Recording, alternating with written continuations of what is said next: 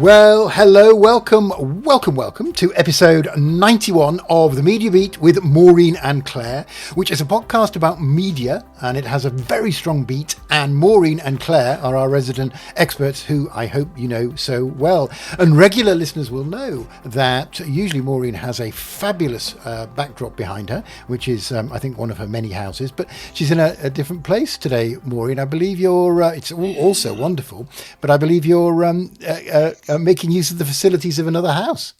That is true. That is true, and it's very kindly giving me some heat because unfortunately we've lost all heat and lighting in the property down the road in Kent. So I'm sitting here with two cherubs that are my little guardians above my head, if you can see them or not. But I want to say thank you so much for the kind folk, or folks, I should say, that let me borrow their room for the hour and a half.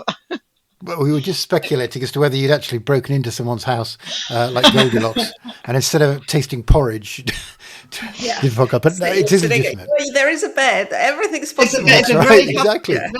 It's a very mummy style bed. And there is a bear.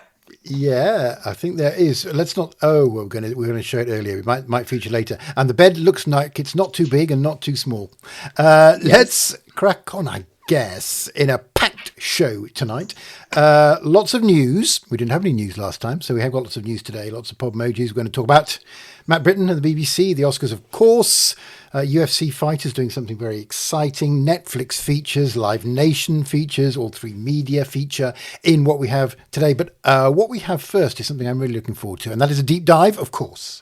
It's a Claire deep dive, or Claire will start on this deep dive today, and the subject is the history of the talk show. I think you've got to have been living under a rock on Mars not to have been affected by some talk shows along the line. And the history of talk shows is extremely interesting from, I suppose, we're going to touch the US and the UK, maybe even other places, Ireland, France, who knows? You can never tell with Claire because she takes you up and down and round in her deep dives. One of the great things about them. So Claire, without further ado, could you, I guess you're going to talk about the history, economic model, etc. But anyway, I'll leave it to you. Claire, talk shows. Talk shows. Listen, I started on this because if you live in the UK, you know that we have got a new late night talk show.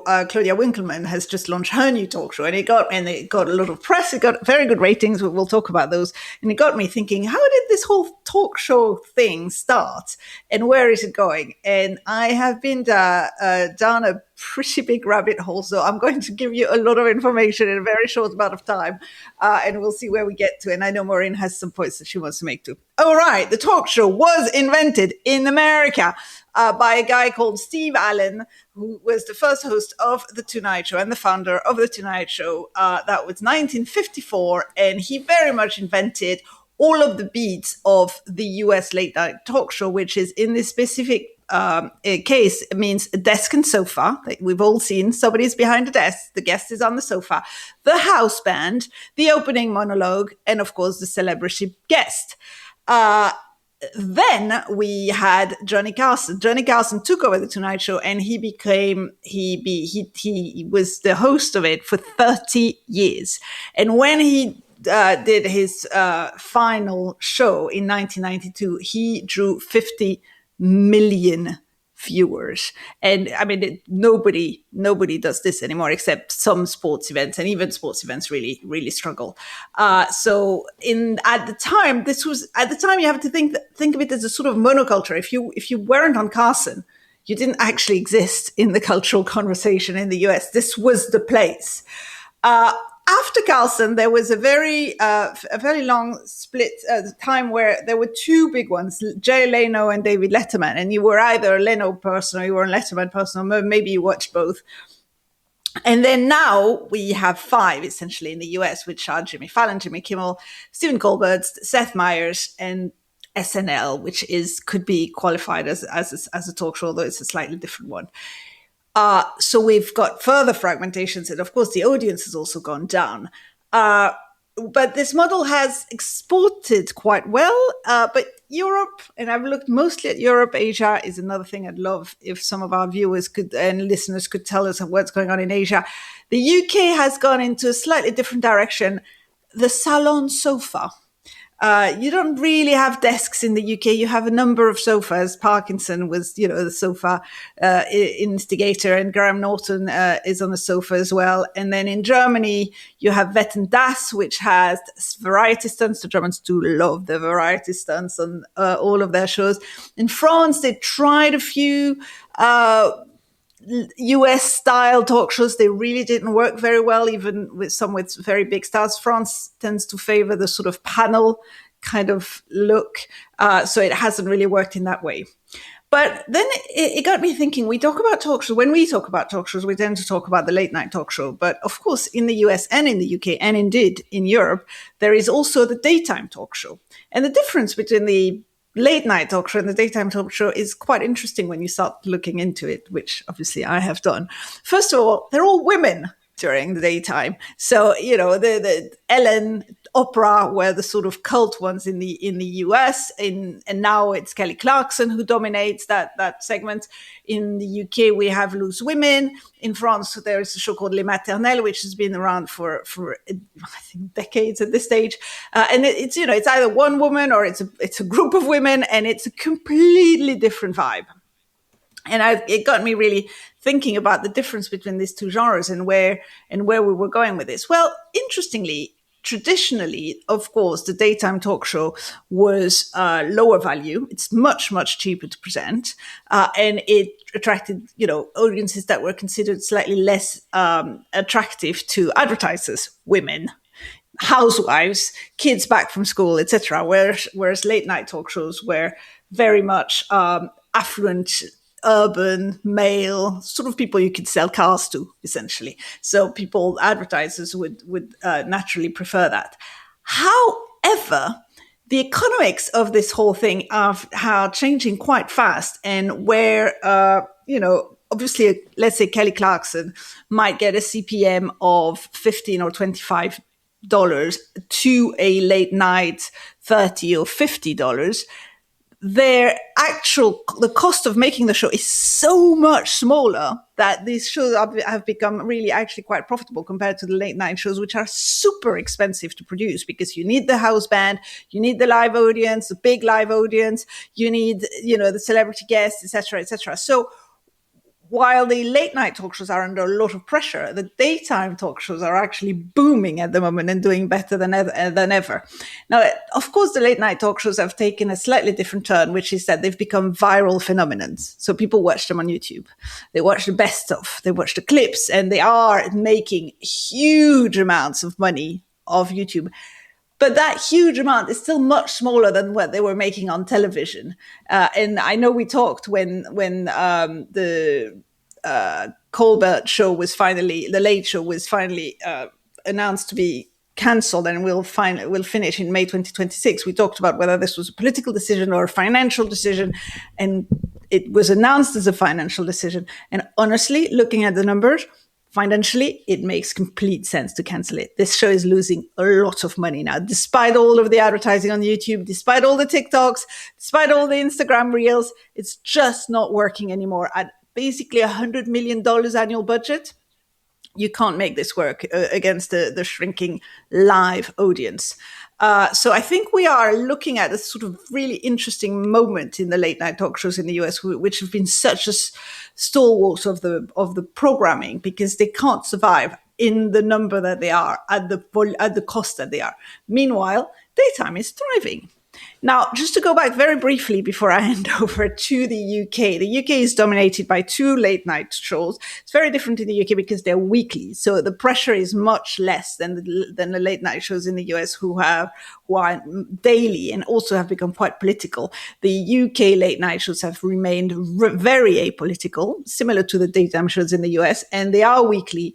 And there's Graham Norton on the BBC, of course, and Jonathan Ross on ITV, Graham Norton being the bigger one.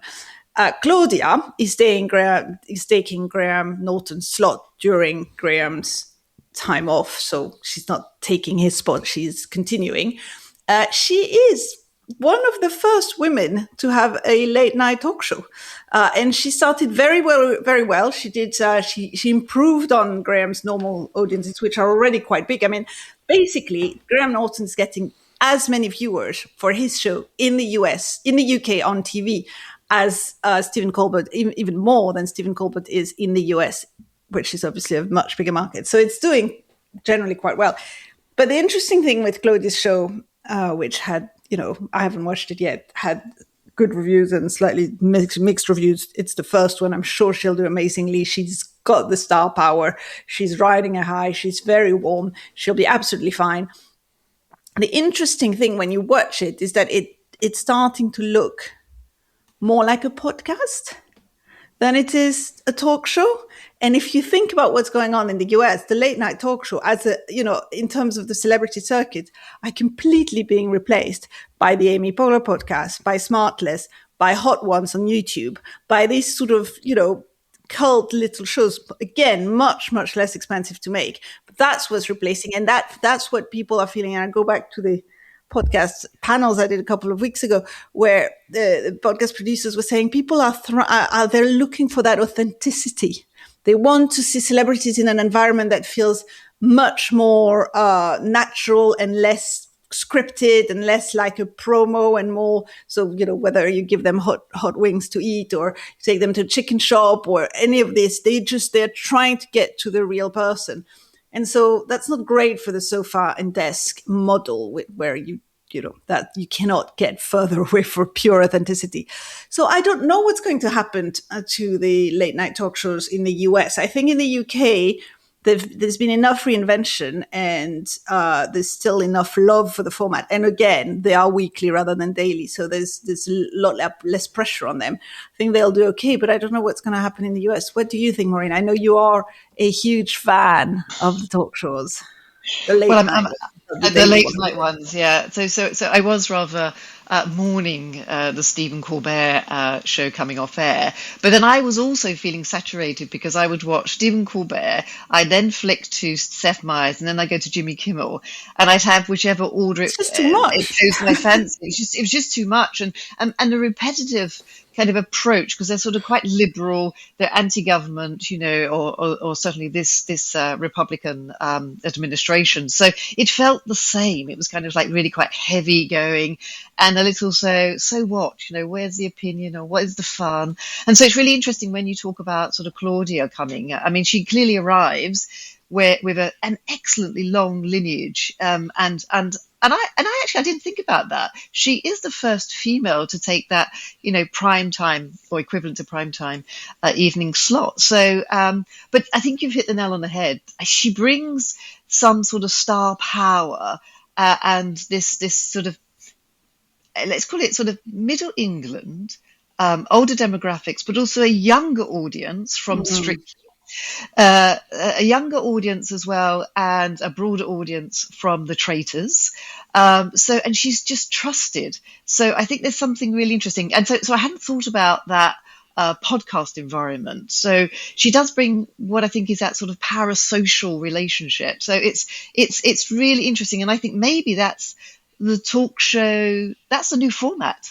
And that's what the format needs. It's some sort of reinvention. So I'm intrigued, but I'm not going to say that the talk shows are dying or will die in the US. That they can't for my sake. But there will be a consolidation.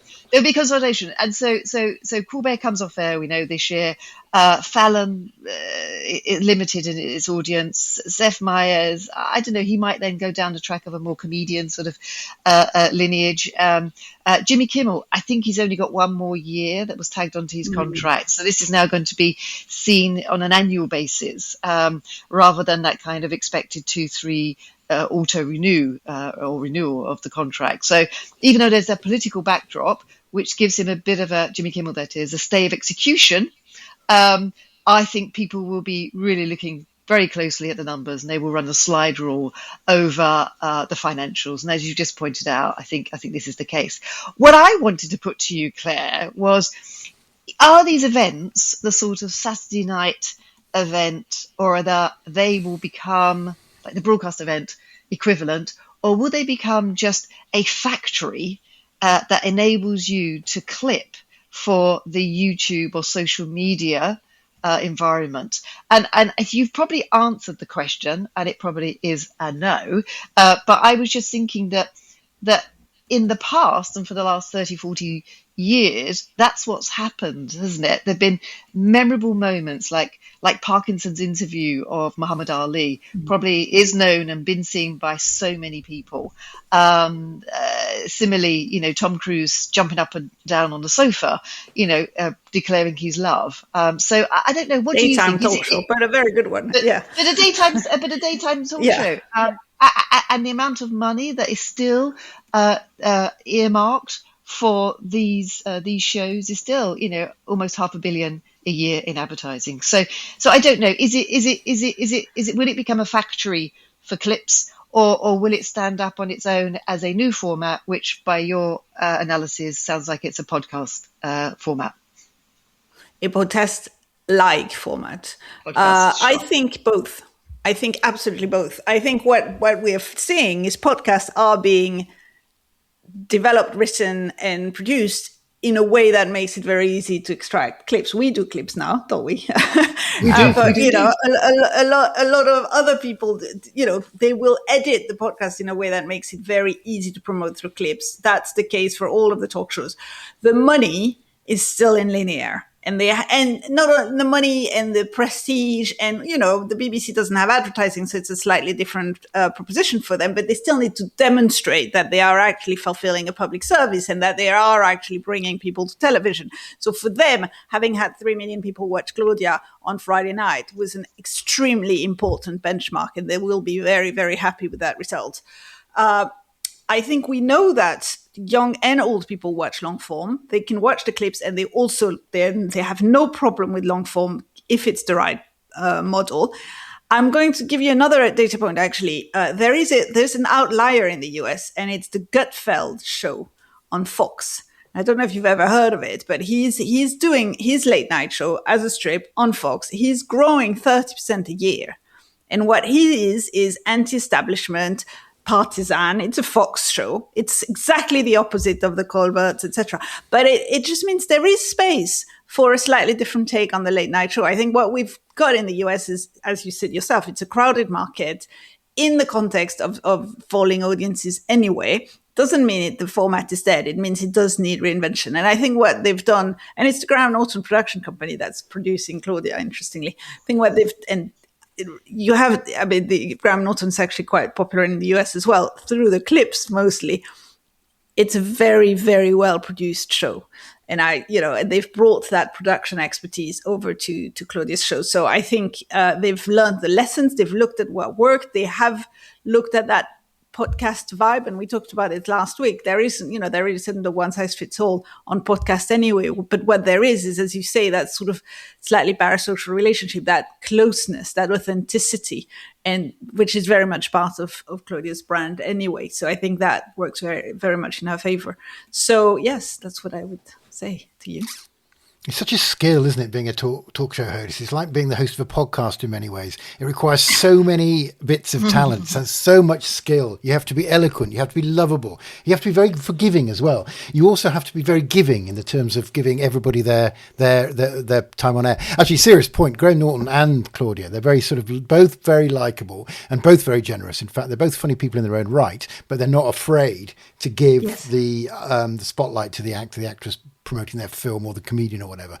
And I think it must be incredibly difficult. The talk show, long may it live. What a wonderful deep dive that was, both of you. Thank you so much. That was really interesting. Fun fact, I was just doing some Wikipediaing, and Jay Leno has done more editions than your man, the Carson, and Johnny Carson.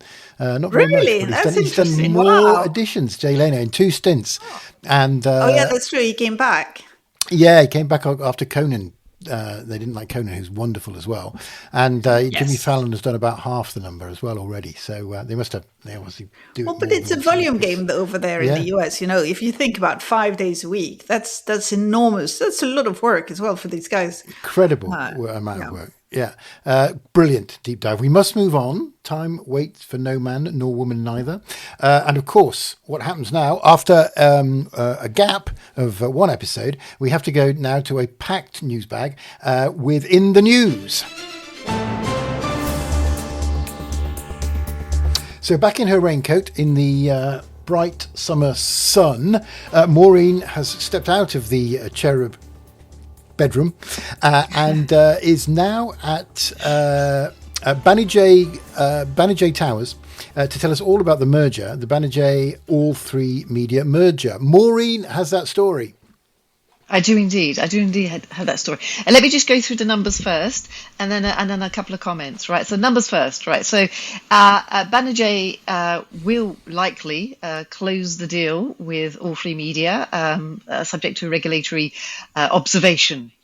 That's a key word, observation, because I actually do think this will go through. I don't think there'll be any issues.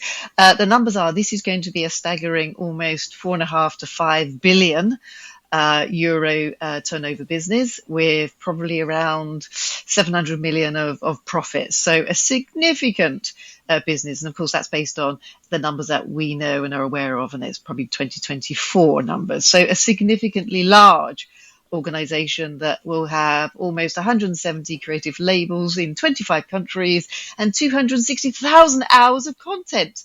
This is enormous. It's enormous. So it's going to be a joint venture. And I think we mentioned this on our last podcast, but they've decided, the management team, with Marco Bassetti being the group CEO and Jane Turton, who is the current CEO of All3Media, she will step into the role of deputy CEO. And then we have Jeff Zucker as chair. And we all know that Jeff ran NBCU and CNN back in the day. So big platform, great deal. But in my view, my take on this situation is more about what's next. So I actually just think this is a signal to the market as a consequence of what's happened in the last 3 or 4 years. Claire and I probably reported these numbers back in 2022, but that was the peak of TV production in our industry and probably in our lifetime, where we were hopeful, where we hoped that it would continue. But unfortunately, in the last couple of years, we have seen a significant erosion of commissioning, revenue and production activity. So that for me, and probably Claire may attest to this, that this for me is a signal that some consolidation was needed in the market. And I don't think the consolidation stops there. The consolidation probably will continue, and the ripple effects will be probably across not too far and not too distant from our London bases, but ITV. So ITV Studios and ITV Media and Entertainment, again, as we mentioned a couple of weeks ago, Comcast is looking through Sky, to acquire the broadcast and ITVX out of, or carve it out of ITV, and that will leave ITV Studios, which is a significant production house, standing alone. So one wonders whether or not that would be open to acquisition, and probably so. But also not too far and distant from that particular set of offices, down across into Stephen Street, where Claire and I used to reside, RTL announced its results last week, and sadly they were showing a significant drop, comparatively speaking, in the Fremantle franchise. So this all speaks to something needs to be done in the sector. The competition is fierce. The buyers of TV and film are few, and their negotiations are fierce, and the competition really is suggesting that scale in the TV production environment probably needs to happen, and happen very quickly. So for me, it's really interesting. It's not a surprise to me that Banijay and All3Media are merging. It's not a surprise that this will trigger more activity in the sector, because I think the sector needs that. It's going to be tricky for a lot of independent production houses that do rely on these super independent companies. And now we're in an environment where everyone is trying to sort of get the right type of content onto these streaming platforms as well, and we're entering that kind of clipping environment. So that will also change the type of productions that will be commissioned. But Claire, what was your reaction to this set of affairs that we're experiencing now around the production sector? Yes, I mean, I agree with you. I think it was inevitable in many ways. I think it's a sort of the end of the super indie period. I mean, it's hard to remember now, but 25 years ago, the power of these massive indies, who were rolling formats like Millionaire and Big Brother and Idol around the world and dominating schedules in a way that you just don't see anymore, because unscripted is not it's not doing great, apart from perhaps Claudia's talk show.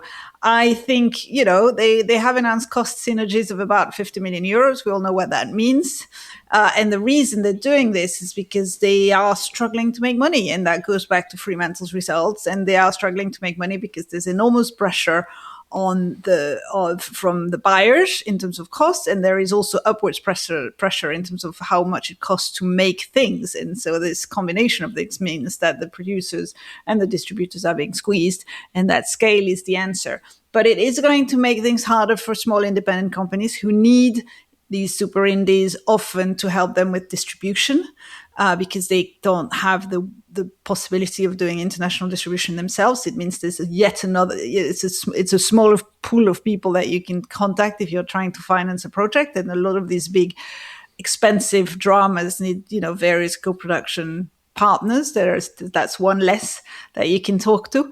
It's going to be a very European group. It's good. I mean, on the plus side, trying to be positive about this, because I am a little bit sad, and I have a lot of affection for All3Media, and the whole thing's going to be called Banijay now.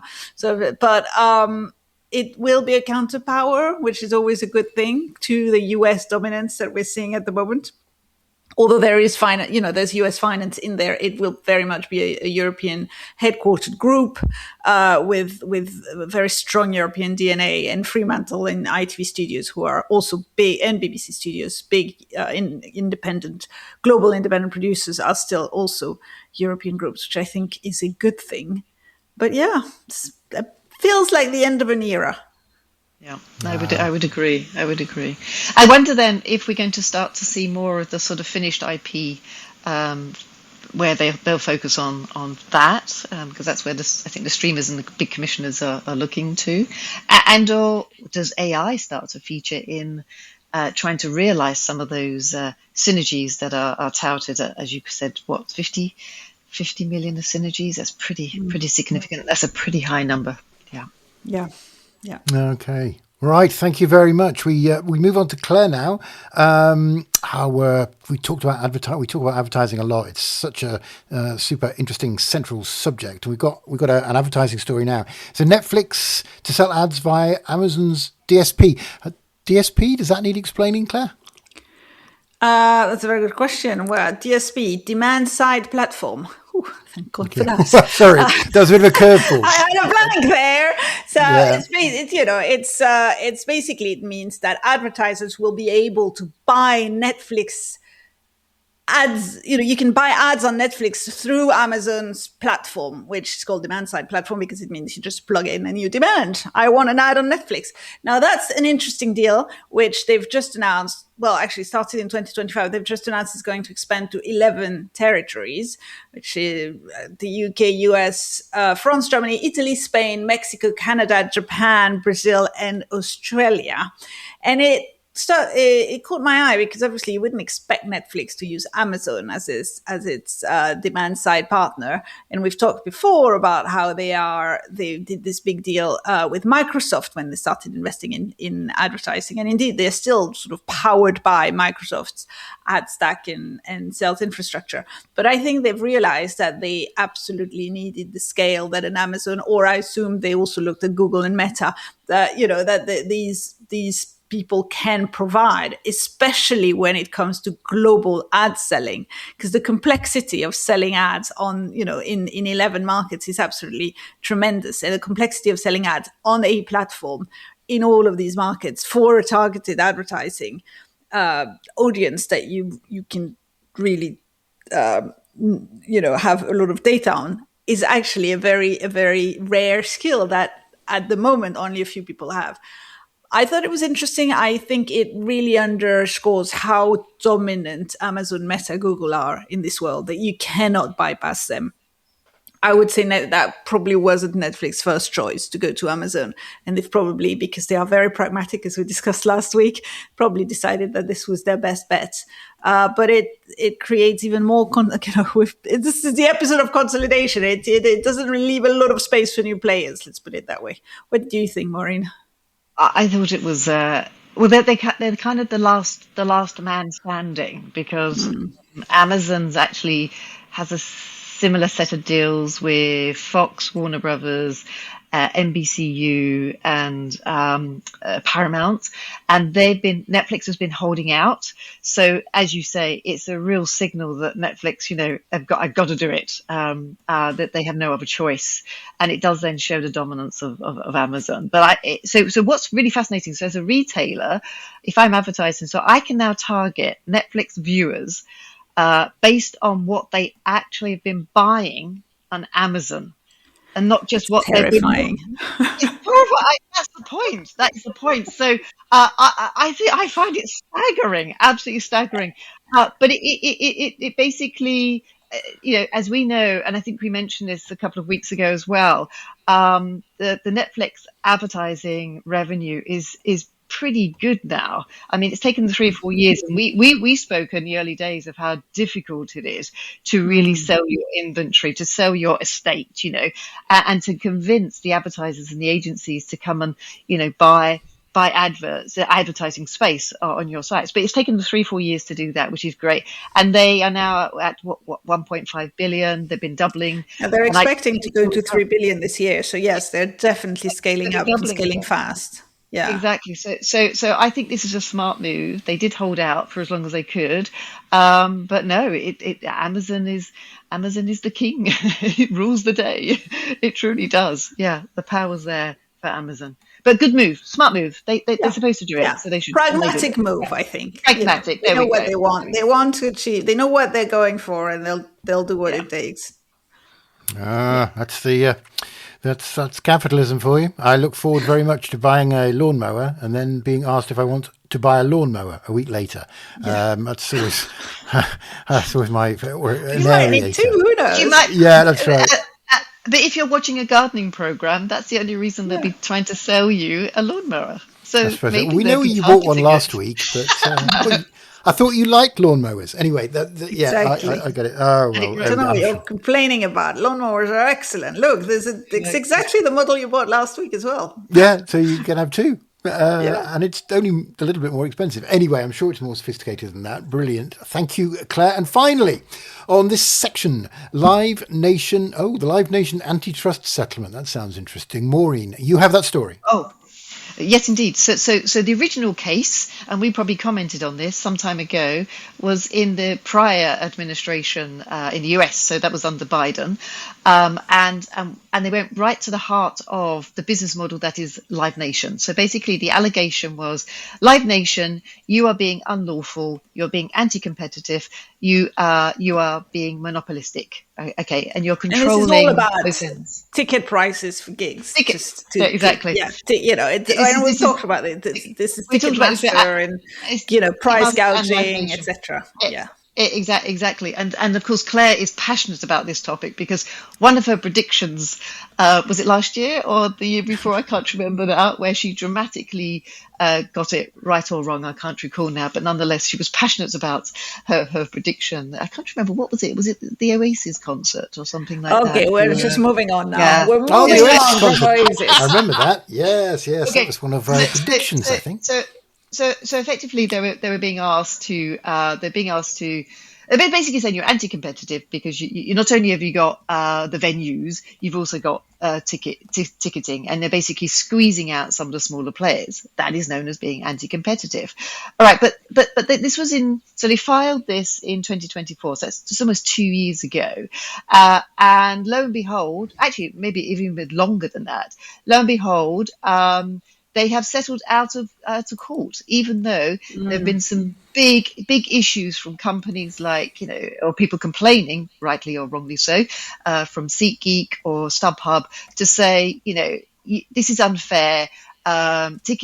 Ticketmaster should be spun out of Live Nation because we are squeezed, but that is not the case. And so there's been a settlement to the tune of about 280 million, I think, for certain states that have signed on to this. That's my understanding. But they've settled, and everyone is really pretty surprised by this, and that why there isn't that fight. And I think that I've got something here which is really interesting, that one of the senior antitrust officials said, or former antitrust official said, you really couldn't send a clearer message that antitrust in the USA is dead at the federal level than setting this particular case. So it really is pretty significant, and a failure of the justice system. That is what this particular, I think, Independent Venue Association said as well. So yeah, I think people were very surprised by the settlement.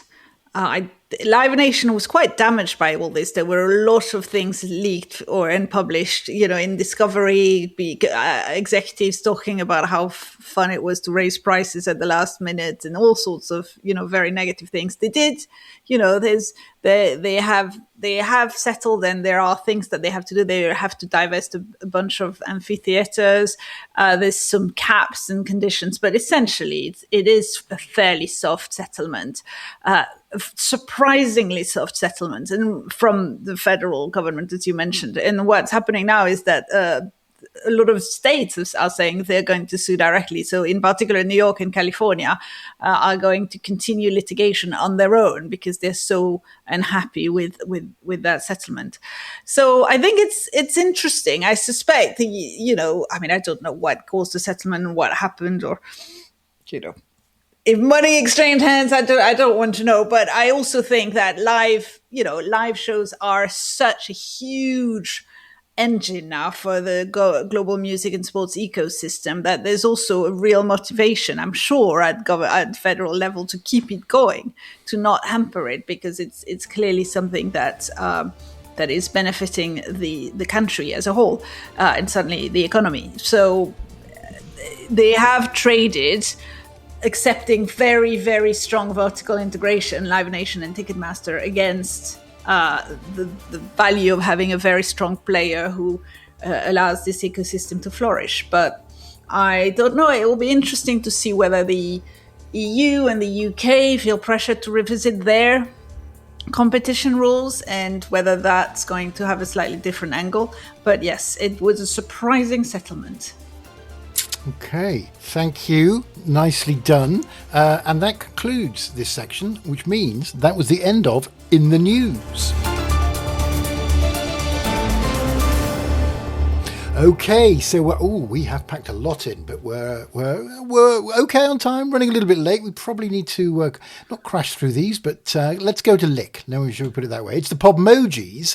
We're going to start with Matt Britton. I think he's the Google guy, right? The Google Big Cheese. Yeah, he's the Google guy. But he's at the BBC. Let's start with Maureen. Grand Legume. The Grand Legume or Grand Fromage?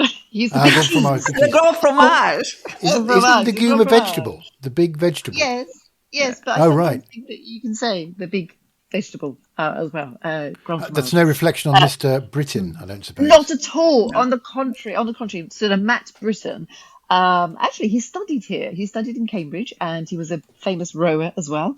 But he's been at the forefront of Google's European business for over a decade now. Probably one of the most senior advertising technology executives outside of the US. I mean, pretty prominent guy. And he's decided to accept the invitation to join the BBC's board. And I think this is a critical moment for the BBC. As we know, and let's throw out a stat, iPlayer now gets 500 million requests a month. The BBC is obviously competing with the likes of Netflix and YouTube and TikTok for attention. And the younger audiences are straying away from the BBC. So I think that he can bring something highly valuable to the board, give them some direction and help them when they start to figure out how they can compete on their own without the support of maybe the license fee, but who knows, in the next decade or two. So great choice. Love the fact that Matt has gone across. I think it's a challenging environment, but I think he's going to do brilliantly, and I think he's a great guy. And despite the fact that you have, yes, there we go. Yeah, You're not yeah. even in I'm your own rooting house, for and it. you can I'm create rooting magic for it. Yeah. with All I've got is a paper pen. clip, which is Paperclip. extraordinarily large. Mm-hmm. Let's put this paperclip in the documents, and I know in 10 years' time we can take that paperclip off and say what a great job he did. So Not bad. it's a bit more than joining the board. He's being approached to be the new director general because Tim Davie is resigning, and he's sort of. I mean, it's sources say that the deal is essentially done. So I've got two things to tell you. First of all, he wasn't just a rower; he was a member of the British Olympic rowing team in 1988. Gosh, so like he a was Superman, a pretty this good guy. rower. I said he was good. Also, I said he was good. Yeah, yes. you did say he was good. But also, the talk is that he would replace Tim Davie, and it's been interesting because the noise in the industry is extremely positive. So it seems like it's the hardest job in the world. And as somebody told me, it's also, it's very hard to get you need to get somebody that doesn't mind not being paid very much and work and for a very, very, very difficult job, because obviously it's BBC salaries. It's going to be nothing like working for a US tech company. But I think he is seen as a very strong pair of hands. He's seen as somebody who really understands tech, as did Tim Davie, who really invested in technology for the BBC.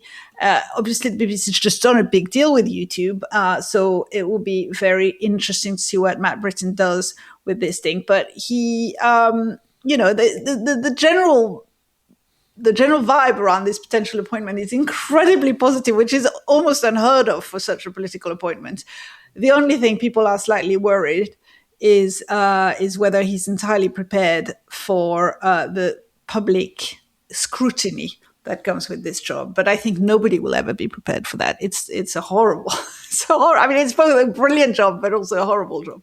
But I think he could do very well. He would row the BBC to new heights. That doesn't work at all as an image. So my Podmoji's tipping my hat to you, Mr. Britton. I hope you get it. I think you'd be a very nice, you'd be a very good candidate.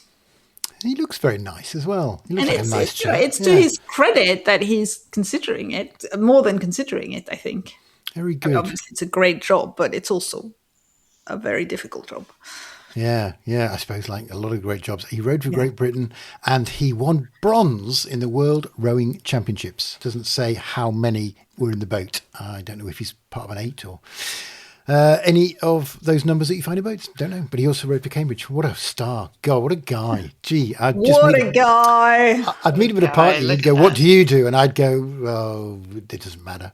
That kind of guy. But God bless him. Thank you for that excellent insight. Let's follow that story.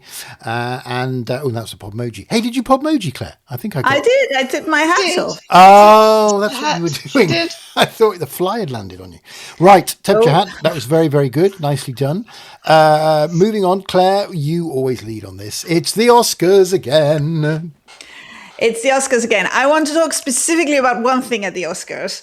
And I want to start by saying I loved Sinners. It was one of my, if not my favorite movie of last year. And I think Michael B. Jordan was amazing in it. And I think it's absolutely right that he won the Best Actor.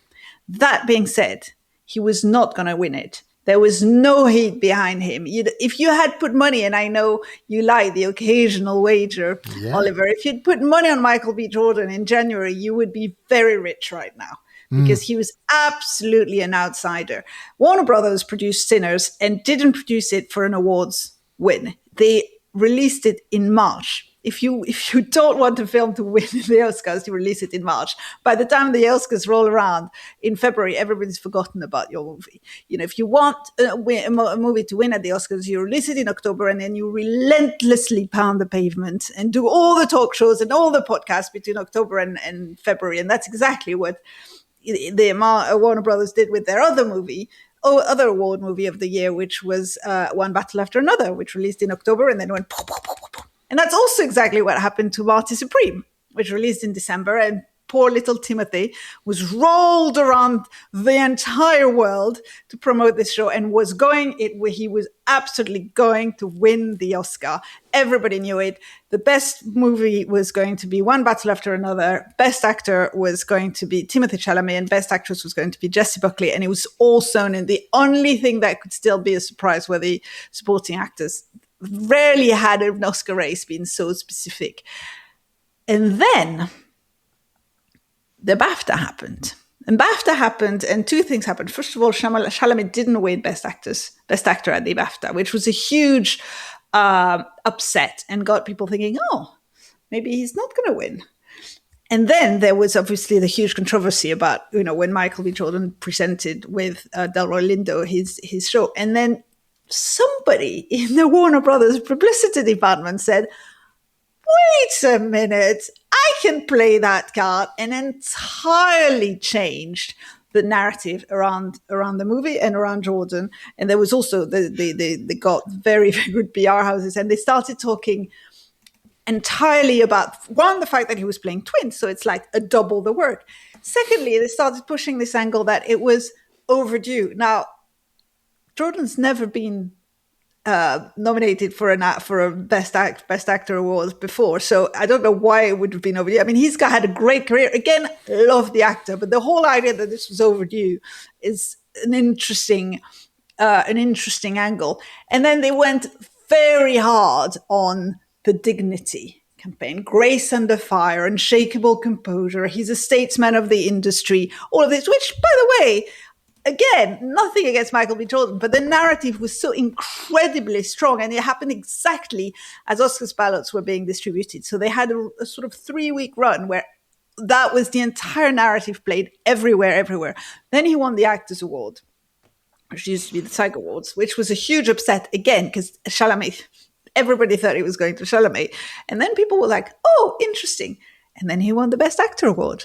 And I think it's just a very interesting example of all the, going-ons around Oscar campaigns at the moment, and how it's become such a power play, how important PR becomes, and how you can turn on a dime like this if you've got the right publicity department.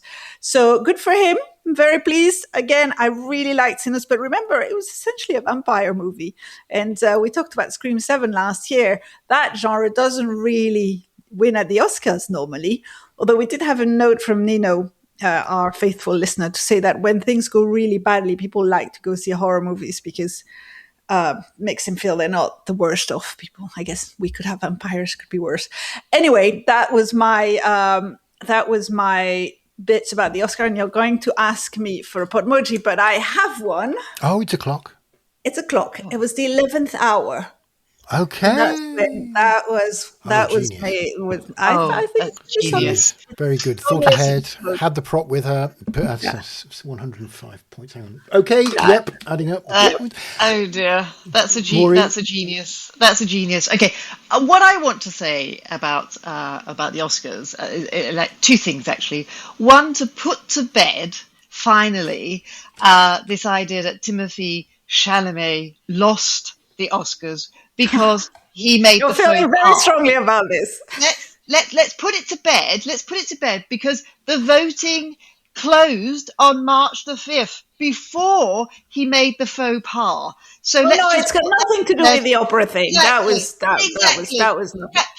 This whole opera thing. That hasn't. I agree. Let's just put it to bed.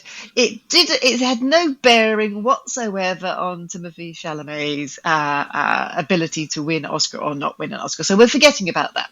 Okay, so let's park that. What I want to say is, yes, my favourite, Sean Penn. He got it. Best supporting actor, period, full stop. My prediction, yes. So that's the only thing. That's the only thing I would like to add to this particular conversation, because Claire, that was genius. Wonderful story, wonderful rabbit out of the hat, and I can't compete with that clock as a podmoji. But Oliver, I appeal to your sense of your earnestness, your fair, your egalitarian. your equitable sense of sort equity. your sense of equity here and fairness, that you would just give me points because I've just bowed to Claire. I have lowly bowed to Claire in her genius response to that emoji. No. No, I'm joking. Of course. No, of course. Yes, absolutely. I understood about Also, she's poor Maureen. She's stranded in away from home. I'm stranded, and Yes, I absolutely. was told too. Yeah. Yes, I quite like that string of words, of which I understood about 50%. It made me sound quite good. But you were after something as well, I figure. So I'm quite emotionally intelligent in that. But you get many, many points for working so well in an off home location. And that brings us to the last one, which is, I couldn't believe this is true, but you sent a link. So Cash Patel. I knew you wouldn't believe me, so I sent the link. I have sources, my friend. Yeah, I was going to say, you mentioned sources before. How very exciting. So the Media Beat with Maureen and Claire has sources. We have sources. We do indeed. That's amazing. Of course, we are. Really we are journalists at heart. We are. Yeah, you are actually. Exactly. You're connected. So This isn't fake news. No. Now you've built it up, Oliver. Go for it. Well, it's quite a good story. It's funny as well, so it's a good one to end with. So FBI Director Cash Patel has announced, I think he did it on March the 11th, so less than a week ago, that let's see what the headline actually says in Deadline. Cash Patel confirms UFC fighters, and they're the ones that basically fight with no rules except kneeing people in the juicy bits, will train FBI agents this week, calling it an historic opportunity. So assuming that means that FBI agents will grow mullets and have sort of beefs with other FBI agents, or maybe agents from other countries, and shout into the microphone with their veins popping on their necks as to how they're going to beat the, I don't know, presumably the Iranian equivalent or whatever it is. Is this true? It's Claire and Podmoji that. I'm going to complete the quote. This is a tremendous opportunity for our FBI agents to learn and train with some of the greatest athletes on earth. Actors. Helping the world's premier law enforcement agency be even better prepared to protect the American people. Yep. So this is happen. This will take place at the FBI Special Agent Academy in Quantico. And at the moment, it's only for 2 days, March 15 and 16. So I don't know exactly whether it's a full program or just a couple of fun days. But I will say, and this is obviously completely unrelated, that the UFC CEO, Dana White, is a longtime supporter of President Trump. And he has announced, amongst other collaboration elements, a UFC fight at the White House on Trump's birthday. So this is very exciting. I don't really know what sort of emoji to show, but I'm going to go with the fighting, I guess, the fists. Yeah. That was very UFC, I must say. Maybe more Mad March hair. They have all sorts of categories, and I don't know anything about boxing, but they have even more. I think they have strawweight, flyweight, lightweight. That one I know, middleweight, and all of these people are going to be participating in the training. So exciting. I don't think they have as many as boxing. Boxing keeps dividing and dividing and dividing. They may do, but I don't think they do. But I know boxing is divided many, many times, and the different boards have different. Anyway, never mind. So that was good. Nice, sort of kangaroo type boxing there, which I appreciated. Lots of points. Lots That's of points. Kangaroo boxing. Then again, very nice. For those of you watching on YouTube. So Maureen, to end the show. Your Podmoji, UFC fighters, FBI agents. Yeah. Got it. I understand the point. Thank you. Good. Yes, that's right. And now we do a Podmoji. I'm spoon feeding you. Yeah. Okay, so this is either a sign of, in my view, how mainstream combat sports have become mainstream.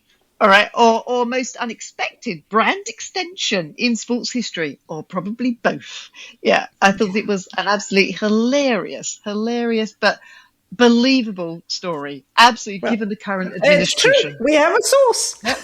Yeah, exactly. It was on that line, therefore it's true.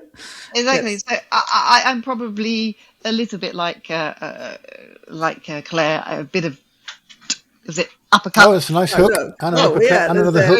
Lovely right. Very strong right there. Yeah, very good. Very good. So you both get the same points for that, obviously. Yeah. Okay, so fine. That was good though. Nice moving as well. Now good footwork, I think they say in the fighting game. So that was it. That was brilliant. So 105 points for that one that Claire did with the thing. The tension. And then the bonus for Maureen, which means that Maureen and Claire draw this week with 107 points. Attention, 107 points. He's a fair judge.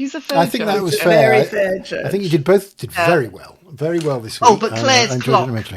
Claire's clock. I thought that's going to win it. Yeah, and clock. then you got with the clock. Then you got the away bonus. That undercut stole it. You did quite good boxing, I have to say. You were quite convincing. Oh, I mean, it scored very much like boxing, which, as you'll know, is 10 points and 9 points, or 8 points for a very bad round by the other one. So it was going nip and tuck. I feel like we're almost as knowledgeable in boxing as we are in American football. It's we're so cliches. That is a massive dark hole in the media beats in the media beats scope of knowledge. But luckily, in the world of media, your scope of knowledge is broad and deep, as we've proven today, with a very wide set of stories and podmojis and a very deep dive, which was wonderful. What a great subject. So we're there. We made it. What a good one. I enjoyed that. And it only remains for me to say, Maureen, farewell. And I hope you get heating in your home soon. Thank you so much. Waving and a final flurry of fists, which would probably finish anyone off who dared to square up to Maureen. And Maureen, flurry of fists, Kerr. And Claire, the Mad March hair to Vernier. Farewell to you as well. Farewell, and can I say that I've put a green top on because it's St. Patrick's Day. I noticed that St. Patrick's Day. Happy St. Patrick's Day. That's not why I put it on, but I realised later on. So happy St. Patrick's Day to everybody who celebrates, and thank you very much, Oliver. And we do have Irish fans, and of course you have Irish blood or Scottish blood. No, Scottish blood. I have an Irish passport. Irish and Scottish. Yes. Oh, golly, you're very, very Irish indeed. Yeah, but I know we both have. We're related, aren't we, Maureen? We'll talk about that later with our Scottish heritage. There was a Kerr-Turnbull marriage centuries ago. Exactly. Genuine news. You heard it first. Enough of this. We'll see you next time. So from me, bye-bye.